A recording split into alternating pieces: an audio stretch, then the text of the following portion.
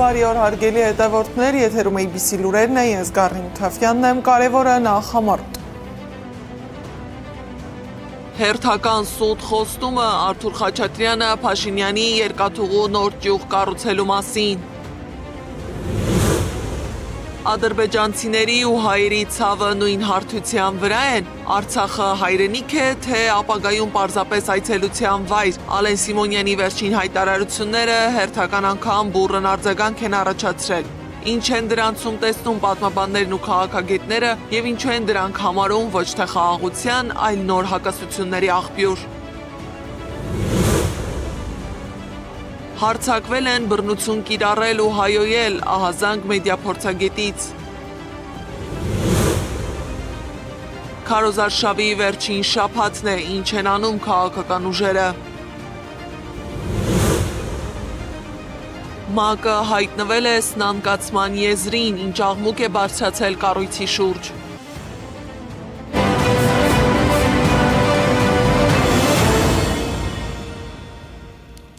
Արթուր Խաչատրյանն անդրադարձել է Փաշինյանի երկաթուղու նոր ճյուղ կառուցելուն։ Ընդդիմադիր падգամավորի խոսքով Հայաստանին թույլ չեն տա հրաժարվել Թրամփի ուղուց։ Ուստի Նիկոլ Փաշինյանի այն հայտարարությունը, թե Հայաստանի իշխանությունը մտադիր է երկաթուղային նոր ճյուղ կառուցել Ֆիոլետովո գյուղի հատվածում, որպեսզի Հայաստանն ունենա արևելքն ու արևմուտքն իրար կապող ամենակարճ երկաթուղին, հերթական սուտ նախընտրական խոստումն է։ Լավ, եթե ամենակարճ ճանապարհն ունենալու համար անհրաժեշտ է Վանաձորի ու Իջևանի ճյուղերն իրար միացնել, բա թրիփն ելում է պետք, չէ որ հայտարարում էին, որ թրիփը արևմուտքը կապելու է արևելքի հետ Բոսֆորից անծայրածից Չինաստան, Բաքու-Թբիլիսի Կարս, Կարս-Իգդիր Նախիջևան, թրիփ ու դեռ մի հատ էլ արևելք-արևմուտք, կատակ է անում, նույնիսկ Բաքու-Թբիլիսի Կարս գիծն է թերբեռնված, էլ ուր մնաց 3 համարյա զուգահեռ երկաթգծեր։ Իսկ արտաքին քաղաքական դաշտում քննարկում են հայ-ռուսական հարաբերությունները։ Փոխվարչապետ Մեհեր Գրիգորյանը հայտարարել է, որ Հայաստանը Եվրասիական տնտեսական միությունից դուրս գալու կամ ԵՄ-ի հետ ընտրության հարցը այս պահին չի դիտարկում։ Եվ նման որոշում կարող է քննարկվել միայն այն դեպքում, երբ վիճակը հասնի կրիտիկական կետի։ Նրա խոսքով ներկայում տնտեսական դժվարությունները հիմնականում տեխնիկական բնույթի են եւ լուծելի։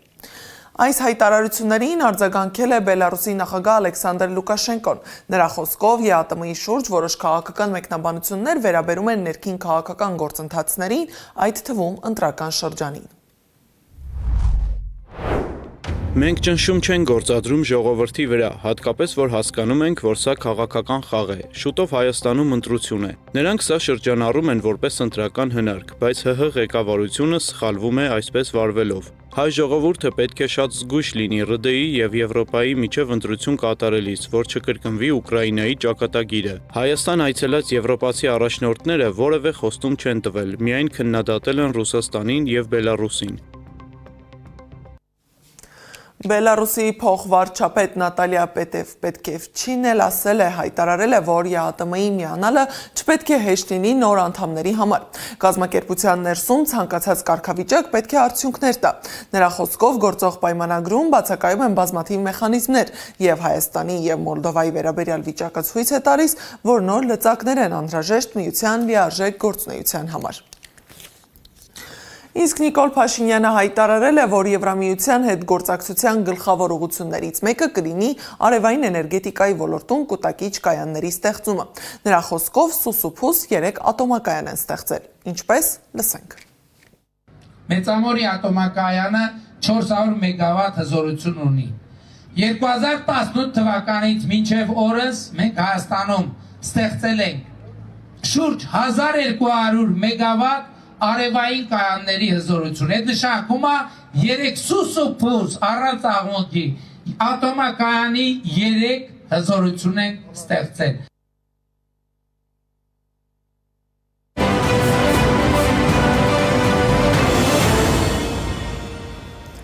Ահազանգ Նայիրի Հոխիկյանից մայիսի 31-ին ցերեկը քաղաքացիական պայմանագիր կուսակցության ներկայացուցիչները փորձել են ներխուժել Հոխիկյանի տուն։ Ըստ մեդիա փորձագետի քաղաքացիական պայմանագրի 2 ներկայացուցիչներ, որոնցից մեկը Գևորգ Խաչատրյանն է, բռնություն են կիրառել, սեռական բնույթի հայհոյանքներ եւ սպառնալիքներ հնչեցրել փողոցում։ Տեղում ինձ օգնության հասած հարևանները կանխել են հանցանքը, եւ ՔՊ ներկայացուցիչների հեռանալուց հետո պարզել եմ, որ տանս արտաքին պատին ամրացված տեսախցիկի մալուխը կտրված է։ Ամենայն հավանականությամբ այն կտրվել է նախորդ գիշեր, որովհետև մինչ այդ տեսախցիկն աշխատել է։ Ժամանել եմ ոստիկանության ծառայողները, որոնց ներկայացրել եմ հաղորդում հանցագործության մասին որպես խուլիգանություն եւ հարձակում իմ տան վրա։ Իսկ Նուբարաշեն քրեակատարողական հիմնարկում գտնվող Արթուր Օսիպյանը, որը փորձել էր մոտենալ Փաշինյանին, արդեն 13-րդ օրն է, ինչ շարունակում է հացադուլը։ Սպուտնիկ Արմենիայի մեր գործընկերներին փաստաբան Դավիթ Հովհաննիսյանը հայտնել է, որ այս պահին Օսիպյանի գործը գտնվում է վերաքննիչ դատարանում։ Բազմաթիվ անձինք, այդ թվում հարազատներ, մտերիմներ, հասարակական ակտիվ շրջանակներ դիմել են Օսիպյանին, խնդրելով դադարեցնել հացադուլը, սակայն նա վճռական է տրամադրված։ Օսիպյանը հացադուլից դուրս չի գա այնքան ժամանակ, մինչև ՀՀ վարչապետ Նիկոլ Փաշինյանն իրեն փախած անվանելու եւ իր արժանապատվությունը վիրավորելու համար ներողություն չխնդրի։ Հիշեցնեմ, որ Օսիպյանին մեղադրում են խուլիգանության, նախընտրական քարոզչությունը խոչընդոտելու եւ բռնություն գործադրելու հրապարակային կոչերի համար։ Ադրբեջանցիների ու հայերի ցավը նույն հարթության վրա է, Արցախը հայրենիք է, թե ապագայում պարզապես այցելության վայր։ Ալեն Սիմոնյանի վերջին հայտարարությունները հերթական անգամ բուռն արձագանք են առաջացրել։ Պետության ղեկավարների խոսքերը հաճախ դառնում են քաղաքական ուղենիշ, հատկապես երբ խոսքը պատերազմի խաղաղության եւ ազգային հիշողության մասին է։ Սակայն երբ նույն իրադարձությունների մասին պաշտոնական Երևանի եւ Բաքվի հռետորաբանության մեջ սկսում են նկատվել նմանություններ, դա արդեն նոր հարցեր է առաջացնում։ Որտեղ է անցնում հաշտեցման եւ պատմական պատասխանատվության սահմանը եւ ինչպես են քաղաքական հայտարարությունները փոխում հասարակության ընկալումները սեփական անցյալի վերաբերյալ Անի Աբաղյանի ռեպորտաժում։ Ադրբեջանի նախագահ Իլհամ Ալիևը 2021 թվականին հարցազրույցում հայտարարել էր, որ Ղարաբաղի պատերազմի արդյունքներից հետո տարածաշրջանը պետք է սկսի նոր փուլ։ Նրանք պետք է սկսեն ապրել նոր իրողությունների մեջ եւ գիտակցեն, որ այն, ինչ եղել է, այլևս չի կրկնվի։ Նմանատիպ միտք 2026 թվականին իր հարցազրույցներից մեկում հնչեցրել է նաեւ Հայաստանի ազգային ժողովի նախագահ Ալեն Սիմոնյանը։ Տղաներ, ամեն ինչ ավարտվեց, հետ նայելն այլևս չի կարելի ոչ մեզ, ոչ ձեզ համար։ Սիմոնյանը հարցազրույցում ասում է, չի ցանկանում հակառակ երկրի փաստաբանը դառնալ, բայց այդ ցանկությունը չիրականացավ։ Վերջակետ ենք դնում, սեղմում ատամներն ու շարունակում ապրել, Ինչու ենք սեղմում ատամները։ որովհետեւ ցավոտ է այդ մարդկանց համար։ Նրանց համար ցավոտ չէ։ Նրանց ում։ Ադրբեջանցիների համար ցավոտ չէր։ Արցախում ապրողների ճնշող մեծամասնությունը հայեր են եղել հազարամյակներ շարունակ եւ այնտեղ ոչ միայն ապրել, կերել ու քնել են, ինչպես քարոզում է գործող իշխանությունը, այլև քաղաքակրթություն, պետականություն եւ մշակույթ ստեղծել, զարգացրել, նշում է քաղաքագետ Ստեփան Հասան Ջալալյանը։ Ես կարող եմ պնդել եւ հավաստի ապացույցներով ապացուցել, ըստ որը միջազգային իրավունքի տեսանկյունից, որ նրանք սխալ են մտածել։ Արցախը երբեք չի եղել անկախ Ադրբեջան անունով պետության կազմում։ Ոչ ոք աշխարհում սա չի կարող ապացուցել։ Այդ թվում նաև ներկայիս Ադրբեջանի վարչակազմը եւ նաև նրանց շահերի սպասարկու Հայաստանի վարչակազմը։ Չկա այդպիսի որևէ պատմական տեղեկություն, պատմական փաստ, իրավական փաստաթուղթ, որտեղ նշված կլինի, որ Արցախը եղել է Ադրբեջանի կազմում, Ադրբեջան անունով պետության կազմում։ Այդպիսի փաստ չկա, դա սուտ է, դա կեղծիք է։ Ինչքան զոհվել են հայերն, այնքան էլ զոհվել են ադրբեջանցիները, ասում է Սիմոնյանը։ Թող չհարցակվեին Արցախն օկուպացնելու համար, չզոհվեին ադրբեջանցիները, հակադարձում է քաղաքագետը։ Երբ է Հայաստանը կամ Արցախը պատերազմ սկսել, հարձակվողի դիրքում եղել, հարցնում է պատմաբանն ու խոսույթը չափազանց վտանգավոր համարում։ Սա շատ վտանգավոր մեսիջ է ոչ միայն Արցախցին, այլ ընդհանրապես հայկական պետականությանը եւ մեր հայրենիքում ապրելու հեռանկարին։ Խոսելով արցախցիների վերադարձի մասին Ալեն Սիմոնյանն ասել է. Նրանք պետք է ապրեն այստեղ, ինչպես Հայաստանի Հանրապետության քաղաքացիներ։ Նրանք իրենց տանն են, կանցնի ժամանակ, կանցնենք խաղաղության հաջորդ փուլին ու կգնանք, կայցելենք պատմական վայրեր, եկեղեցիներ, ինչպես ենք հիմա գնում Թուրքիա։ Այս հայտարարությամբ Սիմոնյանը հայերին տանտերից զբոսաշրջիկ է դարձնում, նշում է պատմաբանը։ Հավաքական վերադարձի միջազգային իրավական հիմքը նախ եւ առաջ ՄԱԿ-ի արդարադատության միջազգային դատարանի 2023 թվականի նոյեմբերի որոշումն է, որով Ադրբեջանին պարտավորեցվել է ապահովել 2023 թվականի սեպտեմբերից հետո տեղահանված անձանց անվտանգ, անխոչնդոտ եւ արագ վերադարձը։ Նաեւ միջազգային իրավունքի ընդհանուր սկզբունքները, որոնք պաշտպանում են բռնի տեղահանվածների վերադարձի եւ սեփականության իրավունքները։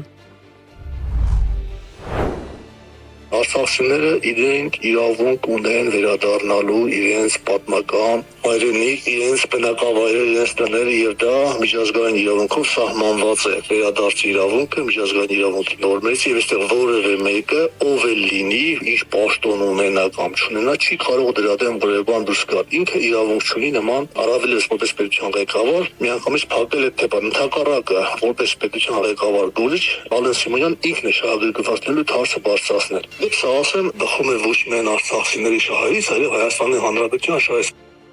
Այն, որ Արցախը հայկական է, անքննելի է եւ ապացույցների կարիք չկա։ Նույնքան անքննելի է նաեւ վերադարձի իրավունքն իրացնելու հարցը։ Արցախի հայությունը այո, գտնվում է իր հայրենիքում, անշուշտ գտնվում է իր հայրենիքում, բայց Արցախի հայության բնորանը Արցախն է, որտեղ ապրել է, արարել է, ստեղծագործել է, պետականություն է կերտել հայ ժողովրդի Արցախյան ազգահատվածը։ Եվ մենք ընդհանրապես, ուրեմն ձեր նշած անձի անունը չեմ էլ ուզում տամ ընդհանրապես, որտեղ այդպիսի մարդիկ ժամանակավրեպ մարդիկ են եւ անկարևոր մարդիկ են։ Արցախի մենք պիտի ամեն ինչ անենք, բոլոր հնարավոր ու անհնար եղանակներով, հասնելու նրան, որ դեօկուպացիայի ենթարկվի Արցախը եւ Արցախի հայությունը տիրոջ իրավունքով եւ կարգավիճակով վերադառնա Արցախ։ Մինչ Ալեն Սիմոնյանն այսպես կոչված խաղաղության նոր փուլի անցնելու մասին է խոսում, Ադրբեջանում արտահերթ քննարկում են անցկացնում Թրիփը պաշտոնապես Իլհամ Ալիևի անունով կոչելու համար։ Զրուցակիցներս խաղաղությունը փնտրում են մանրադիտակով, հեռադիտակով, անզենաչքով եւ չեն գտնում։ Գուցե Արցախում հաստատված խաղաղության կրկնության մասին են ակնարկում։ Երկիր առանց հայերի։ Անիա Աբաղյան, Նոնա Գևորգյան, ABC Media։ Նախընտրական քարոզարշավի վերջին շաբաթն է։ Ընտրությանը մասնակցող ուժերն ունեն եւս 5 օր քաղաքացիներին ներկայացնելու իրենց ծրագրերը։ Հունիսի 6-ը լռության օրն է, իսկ հունիսի 7-ին տեղի կունենա խորհրդարանի ընտրությունը։ Այդ օրը հայ առաքելական եկեղեցին նշելու է Սուրբ Էջմիածնի Մայր Տաճարի տոնը, որը կառուցվել է 1725 տարի առաջ։ Ամենայն հայոց կաթողիկոս Գարեգին II-ը կոչ է արել մասնակցել խորհրդարանի ընտրությանը, ազգի եւ հայրենիքի շահերի բարձր գիտակցությամբ լուսավոր գալիքի տեսիլքով։ Նա կոչ է արել քաղաքական ուժերին զերծ լինել ատելության խոսքից, դրսևորել զգոնություն ու շրջահայացություն եւ հեռու պահել հայ ժողովրդին հնարավոր անցանկալի զարգացումներից։ Գարեգին II-ը հորդորել է նաեւ իրավապահ համակարգի ներկայացուցիչներին անհրաժեշտ բոլոր պայմաններն ապահովել արդար ընտրության անցկացման եւ հայ ժողովրդի ազատ կամարտահայտության համար։ Տեղի է ունեցել Հայաստան դաշինքի հանրահավաքը։ Քաղաքական ուժի ներկայացուցիչները դաշինքի վարչապետի թեկնածու Ռոբերտ Քոչարյանի գլխավորությամբ հանրահավաք այնուհետև երթ են իրականացրել մայրաքաղաքում։ Երկրորդ նախագահն անդրադարձել է իշխանության այս տարիների թերացումներին, խոսել պատերազմի, կորոնավիրուսի դեմ տապալված պայքարի ու տնտեսական քաղաքականության մասին։ Քոչարյանը հիշեցրել է նաև, որ Փաշինյանի թիմը խոստացել էր պայքարել կոռուպցիայի դեմ, բայց գլխավորել է այն։ Ստեղծել են սեփական օլիգարխներին եւ որդեգլեր են հին օլիգարխներին։ Հավաքել են 8 միլիարդ դոլարի պարտք, որին առնվազն կեսը մսխել են։ Այս իշխանությունը անկուշտ է, գիշեր ցերեկ, ուտում է, ոչ միայն սնունդ, ուտում է բյուջեն, ուտում է մարդկանց կյանքերը։ Այս իշխանությունը միայն բերում է մահեր եւ տառապանքներ։ Եվ իդեպ մահերը եւ տառապանքները զուգորդում են փառատոններով։ Հռոմյան հայտնի բանաձևը հաց եւ զվարճանք իրենք վերափոխել են մահ եւ զվարճանք։ Ազգային ժողովի Հայաստան խմբակցության պատգամավոր Իշխան Սաղաթելյանը դիմելով հավաքվածներին ասել է, որ յուրաքանչյուրի անձնազոհ պայքարն իշխանության գալու համար չէ, այլ հանուն հայրենիքի ու պետության է։ մեր պետականության ճակատագիրը չի որոշվում ոչ Բրյուսելում, ոչ Մոսկվայում, ոչ Վաշինգտոնում, ոչ էլ մեկ այլ մայրաքաղաքում։ Մեր պետականության ճակատագիրը հայ մարդու ձեզանից յուրաքանչյուրի ձեռքում է եւ որոշվում է Երևանում ու Հայաստանում։ Ու մենք տեր ենք մեր ճակատագրի։ Պատգամավոր Քրիստինե Վարդանյանն էլ անդրադարձել է վարժական հավաքներին ու շեշտել, որ դրանք չեն կարող պատժելու միջոց կամ մահակ դառնալ ընդդիմադիր հայացքներ ունեցող քաղաքացիների համար։ Նա ընդգծել է, որ իրենք պայքարում են, որպեսզի Հայաստանում մարդն ազատ կամ արտահայտման իրավունք ունենա։ Մենք ասում ենք, որ վարժական հավաքները չեն կարող պատժական միջոց դառնալ քաղաքացիների համար, եթե ինքը ունի ընդդիմադիր հայացքներ, որովհետև այդպիսի բան մեկ էլ անում էին Օսմանյան կայսրությունում հայերի դեմ բանակը սարքելով պատժի միջոց։ Մենք դա չենք անելու, մենք պաշտպանելու ենք ձեզ էլ, պետությունն էլ, ուրեմն Հայաստան դաշինքը ձեր ընտրությունն է։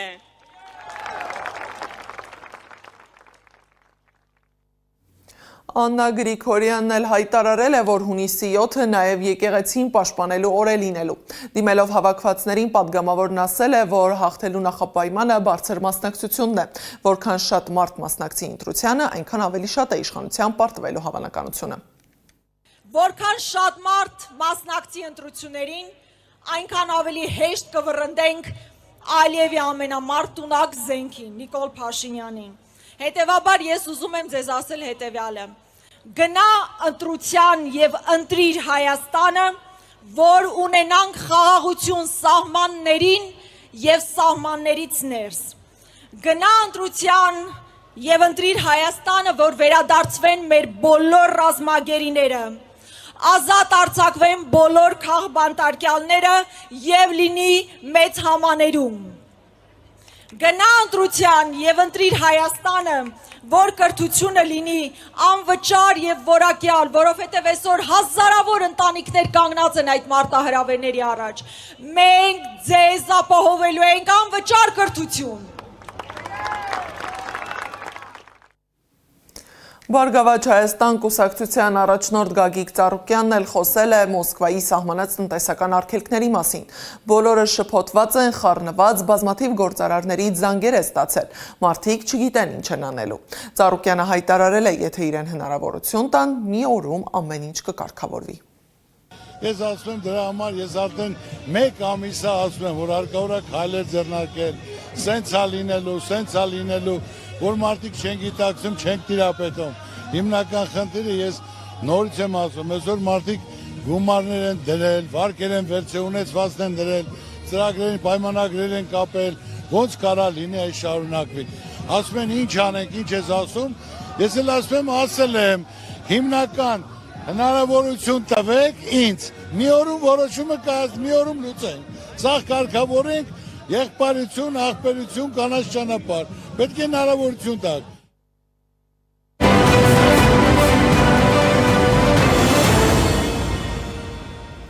Այսօր հունիսի 1-ն է երեխաների պաշտպանության միջազգային օրը։ Երեխաների պաշտպանության օր ունենալու որոշումն ընդունվել է 1949 թվականին կանանց ժողովրդավարական միջազգային դաշինքը։ Տոնն առաջին անգամ նշել են 1950 թվականին եւ այդ ժամանակից նշում են ամեն տարի։ Հայաստանը երեխաների իրավունքների մասին կոնվենցիան վավերացրել է 1990 թվականին։ 96 թվականին ընդունվել է երեխայի իրավունքների մասին Հայաստանի Հանրապետության օրենքը։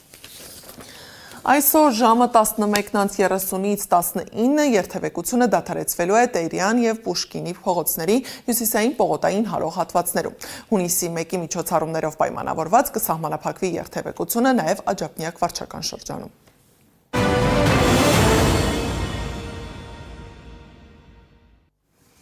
Իրանն աստիճանաբար վերականգնում է ռազմական ստորգետնյա ենթակառուցվածքների հասանելիությունը, կրկին բացելով մի շարք թունելային մուտքեր, որոնք նախկինում վնասվել էին ԱՄՆ-ի եւ Իսրայելի հարվածներից։ CNN-ը, որը վերլուծել է արբանյակային պատկերներն ու գրել, որ խոսքը ստորգետնյա 18 օբյեկտի մասին է, որտեղ 69 մուտքից մոտ 50-ն արդեն մաքրվել եւ վերաբացվել է։ Էմանուել Մակրոնը հայտարարել է, որ Ֆրանսիան, Մեծ Բրիտանիայի և մի քանի եվրոպական գործընկերների աջակցությամբ շրջափակել է Ռուսաստանից դուրս եկած տանկեր, գործողությունն իրականացրել են միջազգային վերահսկողության և պատժամիջոցների շրջանակում։ Ըստ նախնական տեղեկության, նավը հաշվառված է ստվերային նավատորմի համակարգում և արևմուտքի գնահատմամբ գործածվում է ռուսական նավթի արտահանման սահմանափակումները շրջանցելու համար։ Wall Street Journal-ը գրել է, որ ֆինանսական լուրջ խնդիրների պատճառով ՄԱԿ-ը հայտնվել է սնանկացման եզրին։ Պարբերականի տվյալով Միացյալ Նահանգները ՄԱԿ-ին պարտք է մոտ 4 միլիարդ դոլար, իսկ Չինաստանը մոտ 455 միլիոն դոլար։ Պետությունների ֆինանսական պարտավորությունները չվճարելու կամ դրանք ուշացնելու պատճառով կազմակերպությունը ստիպված է եղել կրճատել քարտուղարության մոտ 3000 աշխատատեղ։ Ծախսերը նվազեցնելու նպատակով ՄԱԿ-ի կենտրոնակայանում անջատվել են շարժասանդուղքները, ինչպես նաև հետաձգվել է շենքի երեսպատման վերանորոգումը։ Միջազգային լուրերը ռեպորտաժում։ Միացյալ Նահանգներն ու Իրանը փոխադարձ հարվածներ են հասցրել։ ԱՄՆ կենտրոնական հրամանատարությունը հայտնել է, որ հարվածներ է հասցրել Իրանի տեղորոշիչ կայանին և անօդաչու թռչող սարքերի կառավարման կետերին, ի պատասխան ինչպես իրենք են պնդում Իրանի ագրեսիվ գործողությունների։ Իր հերթին Իրանը հայտարարել է, որ պատասխան հարված է հասցրել ԱՄՆ ռազմաբազային։ Պաշտոնական Թեհրանը սպառնացել է էլ ավելի լայնամասշտաբ պատասխան տալ, եթե նման գործողությունները կրկնվեն։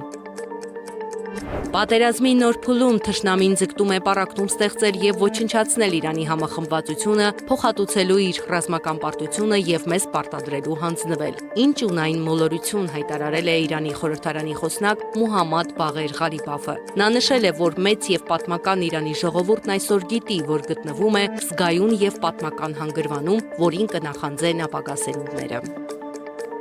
Իսրայելական զորքը 26 տարի անց կրկին վերահսկողության տակ է առել Լիբանանի հարավում գտնվող Բոֆորի ամրոցը, տարածաշրջանի կարևորագույն ռազմական հենակետերից մեկը։ Լիբանանի իշխանությունները դատապարտել են իսրայելական գործողությունները, դրանք անվանելով իրավիճակի վտանգավոր սրում, մինչդեռ Իսրայելը հայտարարում է, որ գործողությունների նպատակը Հեզբոլլահի ռազմական ենթակառուցվածքների ոչնչացումն է։ Նեթանյահուն հրամայել է ընդլայնել ցամաքային գործողությունները Լիբանանում։ Իմ հրամանն է խորացնել և ընդլայնել վերահսկողությունը նախկինում Հեզբոլլահի կողմից վերահսկվող տարածքների նկատմամբ, ասել է նա։ Իսրայելի վարչապետը նշել է, որ իսրայելական բանակն ակտիվ է բոլոր ճակատներում, այդ թվում Սիրիայում, Գազայում և Լիբանանում։ Թել Ավիվը նրա խոսքով անվտանգության գոտիներ է ստեղծում իր բնակավայրերը պաշտպանելու համար։ Աստված մի արասցե, որ Բելարուսի տարածքի վրա ռազմական հարձակում իրականացվի որևէ տարածքից։ Ուկրաինայում պատերազմը կստանա բոլորովին այլ բնույթ, հայտարարել է Բելարուսի նախագահ Լուկաշենկոն։ Ռումինիայի հարավ-արևելքում մայիսի 29-ի գիշերը բնակելի շենքի բախված անօդաչու սարքը ռուսական արտադրության է, հայտարարել է Ռումինիայի նախագահ Նիկուշոր Դանը։ Նա հրապարակել է անօդաչու սարքի բեկորների լուսանկարները, դրանցից մեկի վրա գրված է Գերան 2։ Ճապոնիայում ստեղծել են ամենաիրատեսական ռոբոտ ձին։ Էստոնացի լարախաղաց Յան Ռոուզենն էլ գրավել է մամուլի ուշադրությունը, հաջողությամբ անցնելով Լեհաստանի 2 ամենաբարձր երկնաքերերի միջև ձգված պարանի վրայով։ 180 մետր բարձրության վրա նա հաղթահարել է մոտ 500 մետր տարածք, Վարսո աշտարակից հասնելով մշակույթի և գիտության պալատ։ Զարա Սարգսյան, Անդրանիկ Մանսուրյան, ABC Media։ Որն է ամենամեծ սխալը։ Երբ ենթադրում ես, որ առաջին արդյունքը վերջնականն է։ Genesis Armenia-ի հեղինակային ով է կառավարում քո 5 տարին շարքի հերթական հոլովակը ուկրաինական փորձի մասին է։ Իրական քաղաքական շրջադարձը հաճախ լինում է ոչ թե քվեարկության, այլ հունիսի 7-ին հաջորդած օրը։ Դիտենք հոլովակը, իսկ ABC լուրերը եթերում կլինի ժամը 15-ին։ 2004 Ուկրաինա, պաշտոնական Կիևը հայտարարում է Յանուկովիչի հաղթանակի մասին։